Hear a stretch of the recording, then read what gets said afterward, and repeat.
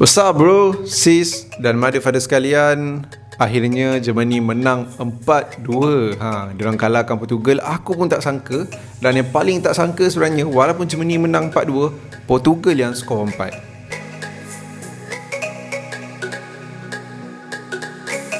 So yep guys, video kali ni aku nak kupas Germany dengan Portugal. Kenapa Germany? Germany team favourite aku. Pasal tu aku akan cerita pasal Germany. Kalau EPL aku cerita pasal Chelsea sebab Chelsea adalah team favourite aku.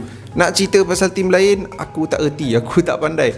Aku tak tahu pun team tu punya tactical gameplay ke apa, dan aku pun tak tengok match tu. Jadi aku kupas match yang aku tengok dan aku rasa macam ada benda yang aku nak share. Tapi sebelum kita mulakan, kalau korang baru sampai kat channel Hazwan Shah Bebek ataupun pernah sampai sebelum ni tapi tak tekan lagi butang subscribe, tunggu apa lagi guys? Make sure korang tekan dulu butang subscribe, tekan sekali butang loceng, asyabala butang subscribe. Bapak cringe. Macam biasa aku akan cerita pasal tim lawan favourite aku dululah, iaitu tim Portugal kali ni.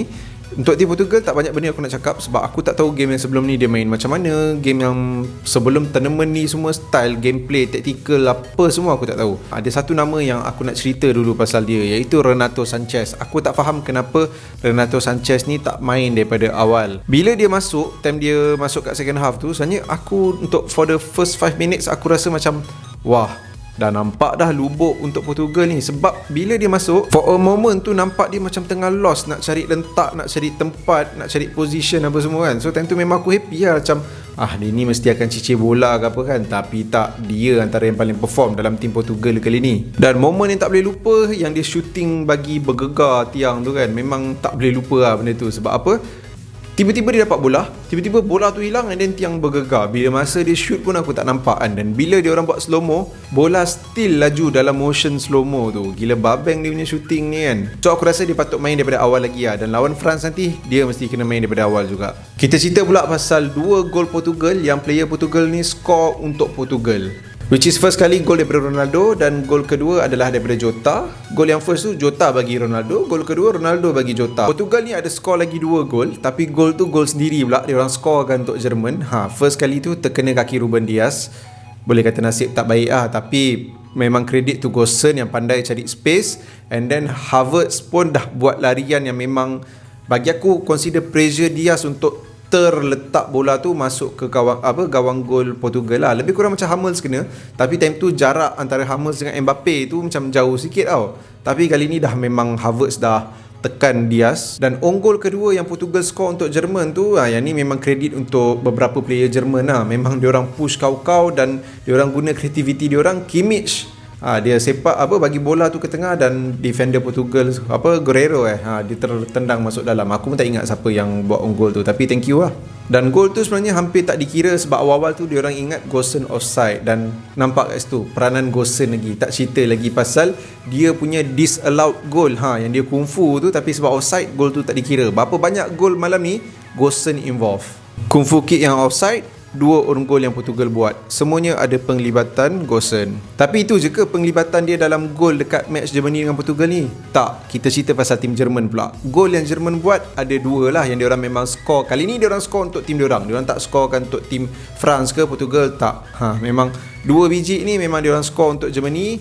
Gol yang ketiga dan gol yang keempat lah, which is gol yang ketiga gol Havertz, Gosens yang assist. Gol keempat Germany ni Gosens yang score. Memang time dia score tu pun dia pandai gila cari ruang. Dia siap bagi tahu Kimmich ke kiri sikit. Lepas tu bila Kimmich bagi, dia tinggal tanduk je dan tak ada orang marking dia. So bila aku dah lambung nama Gosens ni, dah tahu-tahulah Gosens adalah aku punya man of the match. Dan aku tadi dah tengok dah, memang untuk match ni memang Gosens man of the match pun, which is bagi aku sangat-sangat deserving. Walaupun ramai gila yang samakan Gosens ni dengan Podolski, yalah kaki kiri main belah kiri, muka lebih kurang, rambut lebih kurang.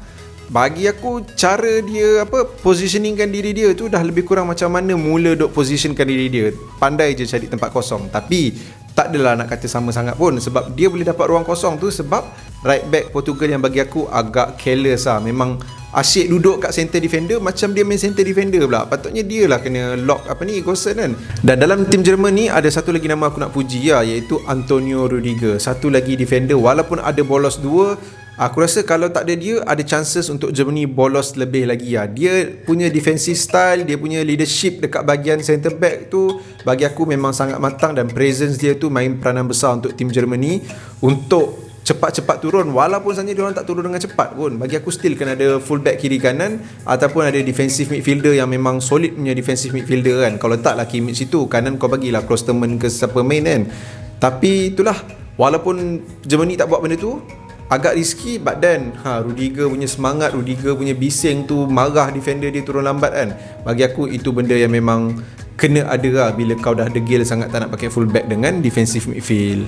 Maksud aku defensive midfield yang memang ball winning punya midfielder lah. Cerita pasal defensive line Germany ni, diorang masih lagi letak 3 centre back, tak ada full back, macam apa yang aku cakap kat video lepas. Dan aku rasa benda ni macam tak berapa okey lah. Walaupun ramai setuju kan, tapi kau tengok lah first goal apa jadi bila kau tak cukup player nak turun kan. Memang wingback tak sempat nak turun, defensif 3 centre back tu je nak turun, memang tak sempat nak buat apa-apa kan. Memang kena counter, kena punya.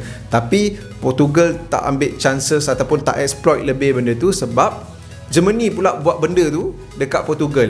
Lagi-lagi dekat belah kiri lah, sebab right back Portugal macam tak buat kerja. Kalau tengok belah Kimmich, left back Portugal, aku rasa macam solid juga lah, sebab Kimmich tak dapat banyak pun ruang kosong ke space untuk dia tau. So apa benda yang dia buat ke apa ke, memang dia sendiri kena push player Portugal yang ada kat situ. Tapi Gosens tak, banyak gila ruang yang ada untuk dia. So kat sini aku pun boleh selitkan yang aku appreciate effort yang Kimmich buat. Dan benda yang paling best nak cerita kali ni adalah attacking tim Germany. Video lepas aku bagi tahu masalah tim Germany ni sebab lacking spark dekat dia punya attacking. Memang tak ada spark, tak ada seri langsung kan. Ataupun memang France defend terlalu well sampai Germany tak boleh buat apa-apa kan. Tapi still kau boleh nampak tak ada seri langsung dekat attacking Germany bila lawan France. Tapi kali ni daripada first half, even sebelum Portugal punya goal pun, dia orang yang keep push. First half memang Germany pegang. Cumanya bila Germany dah skor 4 tu, which is diorang skor 2 lah, Portugal tolong 2 own goal kan. Bila dah 4-1 tu, time tu diorang dah mula macam selesa sikit. Diorang macam bagilah Portugal main kan, which is bagi aku satu benda yang agak risky. Dan lagi risky sebenarnya, sebelum lagi risky tu, ingat aku puji attacking Germany kali ni terbaik. Sebab aku nak stop cerita pasal attacking Germany ni. Serius, aku suka gila attacking Germany ni. Harap konsisten sampai ke final. Dan tadi apa yang aku terus stop kat situ tu, yang lagi riskinya, bila minit ke 60, 62 macam tu, dah tukar 2 player. Bukan player yang memang dekat attacking, tapi player yang dekat defending kan. Memang player tu baru nak dapat rentak, baru nak bernafas. And then minit ke 70 lebih tukar lagi 2 player kan. So aku macam nampak lah gameplay dah lari. Tak adalah nak kata dia main teruk, tapi dah tak sama dah macam apa yang kita tengok dekat first half dan awal-awal second half. Kat sini aku boleh kata Germany bernasib baik sebab Portugal banyak cicir bola. Midfield Portugal macam tak nampak. Bruno Fernandes, aku sampai lupa dia main. So bila banyak sangat Portugal cicir bola ni, tu yang macam nampak banyak Germany attack. Dan even banyak pun yang Germany try to intercept dan win the ball juga kan. So pasal tu lah kali ni aku puji performance Germany. Tapi daripada segi midfield dengan attacking, defensif pun bagi aku okay. Tapi formation tu sebenarnya macam buat penat 3 centre back yang ada kat belakang.